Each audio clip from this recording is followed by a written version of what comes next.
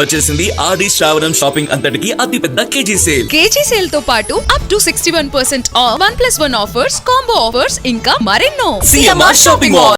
సాగునీటి కోసం అన్నదాత మరో పోరాటానికి సిద్ధమయ్యాడు. కాళేశ్వరం నీళ్లు ఎత్తిపోసి రిజర్వాయర్లు నింపాలని డిమాండ్ చేస్తూ బీఆర్ఎస్ ఆధ్వర్యంలో సిద్దిపేట జిల్లా రైతులు మహాపాదయాత్ర చేపట్టారు. ఈ పాదయాత్రను ఎమ్మెల్సీ దేశపతి శ్రీనివాస్ ప్రారంభించనున్నారు. రైతులకు సంఘీభావం తెలుపుతూ బీఆర్ఎస్ ఎల్పీ ఉపనేత హరీష్ రావు ఈ పాదయాత్రలో పాల్గొనున్నారు. అన్నపూర్ణ రిజర్వాయర్ నుంచి రంగనాయక సాగర్ వరకు రైతు మహాపాదయాత్ర కొనసాగనుంది. ఈ 16 కిలోమీటర్ల పాదయాత్రలో వేలాది మంది రైతులు, కౌలు రైతులు, వ్యవసాయ కూలీలు పాల్గొంటున్నారు.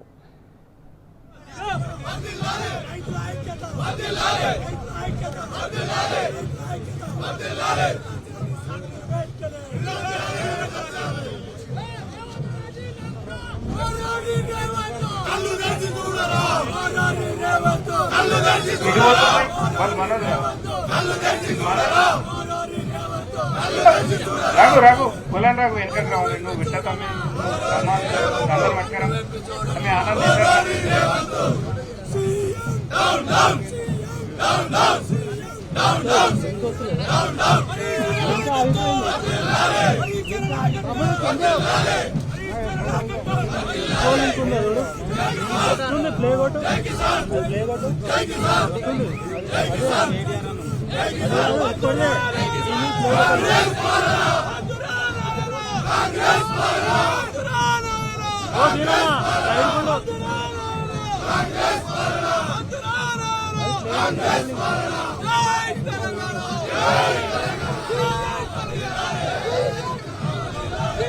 హలో హలో హలో హలో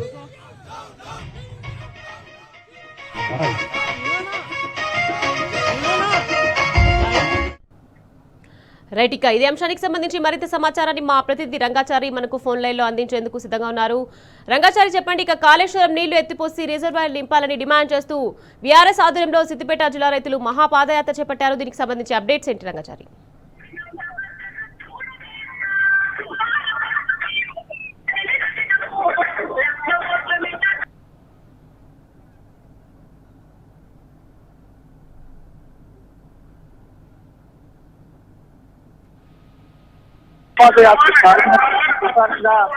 రాష్ట్ర ప్రభుత్వ నిర్లక్ష్య వైఖరిని కన్నేపల్లి నుంచి గోదావరి జలాన్ని విడుదల చేసే విషయంలో రాష్ట్ర ప్రభుత్వం ముఖ్యమంత్రి అవలంబిస్తున్నటువంటి వైఖరికి నిరసనగా మాజీ మంత్రి హరీష్ రావు నేతృత్వంలో ఈ మహాపాదయాత్ర ఇక్కడ జరగబోతున్నది.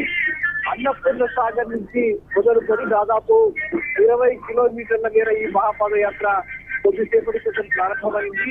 వేలాదిగా తరలి వచ్చినటువంటి రైతులు, బీఆర్ఎస్ పార్టీకి సంబంధించిన నాయకులు ఈ మహాపాదయాత్రలో పాల్గొంటూ ఉన్నారు.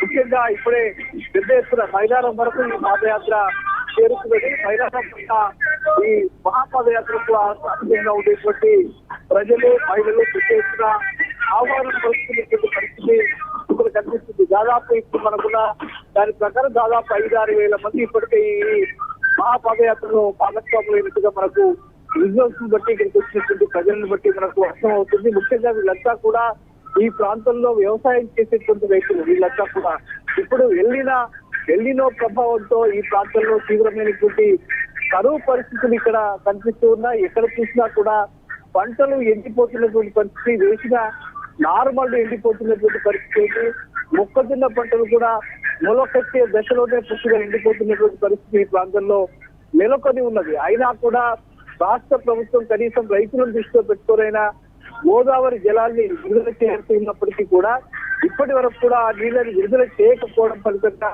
ఈ ప్రాంతంలో తీవ్రమైనటువంటి కరువు పరిస్థితులు మరొకసారి రాబోతున్నాయని మనం చెప్పుకోవచ్చు. ఈ నేపథ్యంలోనే ఇక్కడ పెద్ద ఎత్తున రైతులంతా కూడా అదే డిమాండ్ చేస్తూ ఉన్నారు. కన్నేపల్లి రిజర్వాయర్ నుంచి తక్షణమే నీటిని విడుదల చేయాలనే ఒక ప్రధానమైనటువంటి డిమాండ్ ఇప్పుడు ఇక్కడ కనిపిస్తుంది. ముఖ్యంగా ఈ ప్రాంతం గతంలో సమైక్య రాష్ట్రంలో ఈ ప్రాంతం అంతా కూడా ఒక కరువు పీడిత ప్రాంతంగా ఉంది.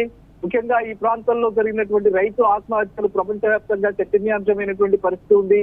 ఆమ్నెస్టీ ఇంటర్నేషనల్ లాంటి సంస్థ కూడా ఇక్కడికి వచ్చి ఈ ప్రాంతంలో జరుగుతున్నటువంటి ఆత్మహత్యల మీద, సమైక్య రాష్ట్రంలో జరిగిన ఆత్మహత్యల మీద వాళ్ళు ఒక పరిశోధన చేసే పరిస్థితి ఉంది.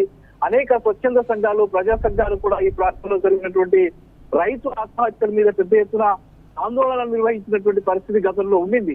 ఈ ప్రాంతాన్ని సస్యశ్యామలం చేయాలి, ఈ ప్రాంతానికి సాగునీరు అందించాలి, ఈ రైతు బతుకుల్లో మార్పు తేవాలనే ఒక ప్రధాన లక్ష్యంతో తెలంగాణ రాష్ట్రం ఏర్పడిన తర్వాత మాజీ ముఖ్యమంత్రి కేసీఆర్ ముఖ్యంగా ఈ కాళేశ్వరం ప్రాజెక్టుకు అనుసంధానంగా నిర్మించినటువంటి ప్రాజెక్టు లో భాగంగా ఇటు సిద్దిపేట, సిరిసిల్ల జిల్లాల సరిహద్దులో అన్నపూర్ణ సాగరు, అట్లాగే సిద్దిపేట నియోజకవర్గంలో రంగనాయక సాగరు, దుబ్బాక నియోజకవర్గంలో మల్లన్న సాగర్ ప్రాజెక్టు, గజ్వేల్ నియోజకవర్గంలో కొండపోచమ్మ సాగర్ ప్రాజెక్టు, అటు హుస్నాబాద్ లో అక్కడ కూడా గౌరవెల్లి, గండిపల్లి ప్రాజెక్టులు నిర్మించడం జరిగింది.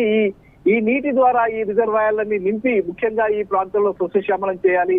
ఇక్కడి నుంచి సంగారెడ్డి ప్రాంతానికి, అట్లాగే సింగూరు ప్రాజెక్టుకు నీళ్లను తరలించాలి, గిజాం సాగర్ ప్రాజెక్ట్ ఆయకట్టుకు కూడా నీళ్లు తరలించాలి. దీని ద్వారానే ఉత్తరంగా శ్రీరామ్ సాగర్ ప్రాజెక్టు కూడా రివర్స్ పంపింగ్ ద్వారా నీళ్లను అందించాలనే ఒక ప్రధాన లక్ష్యంతో ఆయన ఈ ప్రాజెక్టు రూపకల్పన చేయడం జరిగింది. ముఖ్యంగా ఆ ప్రధాన లక్ష్యం ఏమిటంటే ఎప్పుడైతే కరువు పరిస్థితులు వస్తాయో ఆ కరువు పరిస్థితుల నుంచి రైతుల్ని ఆదుకోవడం కోసము ఈ నీటి బ్యాంకులుగా వీటిని ఉపయోగించుకోవాలనే ఒక లక్ష్యంతో ఈ రిజర్వాయర్ల నిర్మాణం అనేది ఆయన చేపట్టడం జరిగింది. ఎప్పుడైతే కరువు తీవ్రమైనటువంటి పరిస్థితి ఉంటుందో గోదావరి జలాన్ని ఎత్తిపోసి ఎప్పటికప్పుడు ఈ రిజర్వాయర్లలోకి నీళ్లని పంపింగ్ చేసి ఈ ప్రాంత రైతులకు తాగునీరు, ఈ ప్రాంత ప్రజలకు ముఖ్యంగా తెలంగాణ ప్రాంత ప్రజలందరికీ కూడా తాగునీళ్లు అందించాలి. తాగునీళ్లకు, సాగునీళ్లకు ఒక కష్టం రాకుండా భవిష్యత్తు ప్రజలంతా కూడా ఎలాంటి ఇబ్బందులు కలగకుండా ఉండాలనే ఒక లక్ష్యంతో మాజీ ముఖ్యమంత్రి కేసీఆర్ ఒక దూరదృష్టితో కాళేశ్వరం ప్రాజెక్టు నిర్మాణం చేపట్టడం జరిగింది. అయితే గత 2.5 సంవత్సరాలుగా ఈ ప్రభుత్వం అధికారంలోకి వచ్చిన తర్వాత ముఖ్యంగా కాళేశ్వరం ప్రాజెక్టుపై అనేకమైనటువంటి అపవాదులు మోపి ముఖ్యంగా మేడిగడ్డ ప్రాజెక్టు వద్ద చిన్న 2 పిల్లర్లు కుంగిపోయిన నేపథ్యంలో వాటిని సరిచేసి రిపేర్ చేసి రైతులకు నీళ్లు అందించడానికి అవసరమైనటువంటి ఏర్పాట్లు చేయాల్సిన ఒక బాధ్యతాయుతమైనటువంటి ప్రభుత్వంగా ఉండాల్సిన ముఖ్యమంత్రి కానీ ఇప్పటి వరకు కూడా కనీసం దానికి రిపేర్లు కానీ దానికి సంబంధించిన ఏవి కూడా చేపట్టకుండా కేవలం కేసీఆర్ ని బదనాం చేయాలి, ఈ కాళేశ్వరం ప్రాజెక్టు ద్వారా రైతులకు నీళ్లు ఇవ్వలేము అని చెప్పడం ద్వారా ప్రజల్లో ఒక ఆయన పట్ల ఒక వ్యతిరేకతని కూడగట్టాలనే ఒక రాజకీయ దురుద్దేశంతో ఇవాళ రైతుల్ని పీడిస్తున్నటువంటి పరిస్థితి ఇక్కడ కనిపిస్తూ ఉన్నది. అందులో భాగంగానే ఆయన గత 2 నెలలుగా ఈ ప్రాంతానికి సంబంధించిన ప్రధాన పార్టీలకు సంబంధించి ముఖ్యంగా బీఆర్ఎస్ పార్టీకి సంబంధించిన నాయకులంతా కూడా నీళ్లను విడుదల చేయాలని చెప్పి డిమాండ్ మేరకు పెద్ద ఎత్తున ప్రభుత్వంపై ఒత్తిడి తెస్తూ ఉన్నారు. అయినా కూడా ఆయన కనీసమైనటువంటి స్పందన లేకుండా పూర్తిగా ఇక్కడి నుంచి నీళ్లు విడుదల చేయలేము అని చెప్తున్నటువంటి పరిస్థితి అక్కడ కనిపిస్తుంది. కన్నేపల్లి వద్ద ఇప్పుడు 97 మీటర్ల పైన నీళ్లు తరలివెళ్తున్నట్టుగా అక్కడ ఇంజనీర్లు కానీ ఇరిగేషన్ శాఖ అధికారులు కానీ చాలా స్పష్టంగా చెప్తూ ఉన్నారు. 93 మీటర్లు దాటితే నీటిని విడుదల చేయొచ్చు అని చెప్పి చాలా మంది నిపుణులు కూడా చెప్తున్నటువంటి పరిస్థితి ఉంది. కానీ అక్కడ కన్నేపల్లి వద్ద నీటిని పంపింగ్ ఆచి ఎల్లంపల్లి వరకు వీటికి నీళ్లు తరలిస్తే ఎక్కడ కేసీఆర్ కు మంచి పేరు వస్తుంది, కాళేశ్వరం ప్రాజెక్టు కూలలేదు అని ప్రజలకు చాలా స్పష్టంగా అర్థమవుతుంది అని చెప్పి ఆయన ఒక రాజకీయ పరమైనటువంటి దురుద్దేశంతో ఈ నీటిని విడుదల చేయకుండా ఆపడం జరిగింది. ఫలితంగా ఎల్నినో ప్రభావం చాలా తీవ్రమైనటువంటి పరిస్థితి కనిపిస్తుంది. ఎల్నినో చూపుతున్నటువంటి ప్రభావం ఫలితంగా ఇప్పటి వరకు కూడా ఈ ప్రాంతంలో సక్రమైనటువంటి వర్షాలు పడలేదు. వేసినటువంటి మొక్కజొన్న పంటలు మొక్క దశలోనే ఎండిపోతున్నటువంటి పరిస్థితి ఉంది. వరి పంటలు కూడా ఎండిపోతున్నటువంటి పరిస్థితి ఉంది.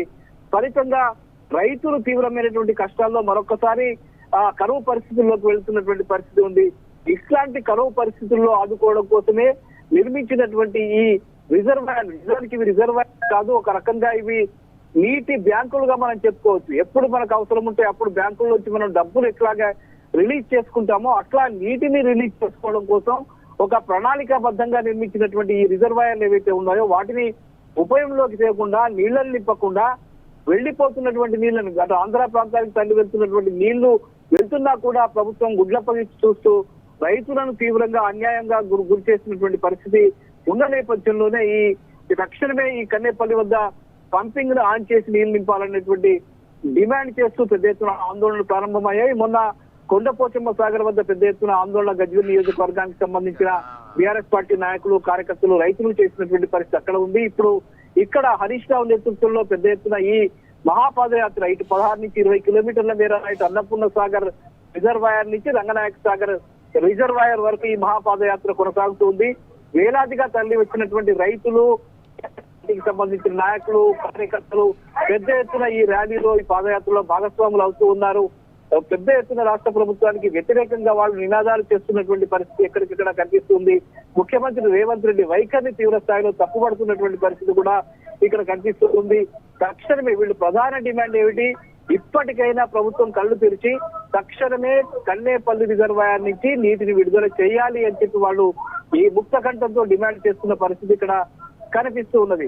ఇప్పటికైనా ప్రభుత్వం ఆ చర్యలు తీసుకోవాలని వాళ్ళు డిమాండ్ చేస్తున్నారు. ఈ పాదయాత్ర ఇప్పుడు మైలారంకు చేరుకున్నది. మైలారం వద్ద ప్రజలు పెద్ద ఎత్తున ఈ ర్యాలీకి స్వాగతం పలికారు.